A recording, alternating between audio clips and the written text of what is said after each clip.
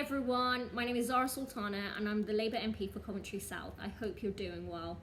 It has now been more than a month since lockdown was implemented and I know how challenging it has been for so many people. This crisis is affecting us all, but the truth is that it doesn't affect us equally. While the virus itself doesn't discriminate, the system in which it operates does. I see this in the constituents that are getting in touch, and protecting the vulnerable and the disadvantaged is a real priority for me.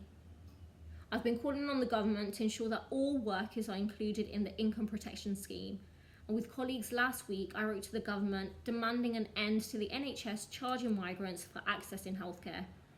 This is a really important demand because evidence and doctors say that migrants are deterred from seeking help even when they desperately need it. This week on the Science and Technology Select Committee, I also called on Professor Chris Whitty, the government's Chief Medical Officer, to include ethnicity on death certificates. The evidence suggests that Black and Asian people are being hit particularly hard, and we need to get to the bottom of why. Our response to this crisis should challenge and tackle inequalities, not deepen them. That's why we shouldn't be running to the aid of billionaires or giving tax-dodging companies a free pass.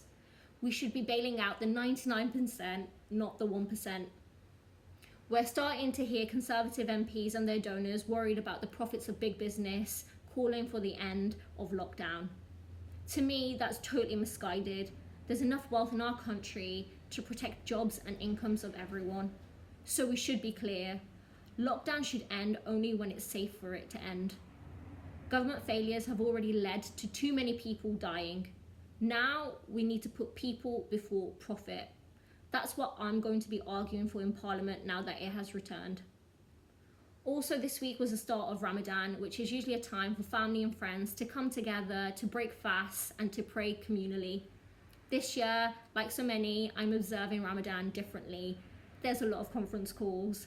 I'm also finding waking up at 4 a.m. to eat a bit challenging, but hopefully I'll get used to it.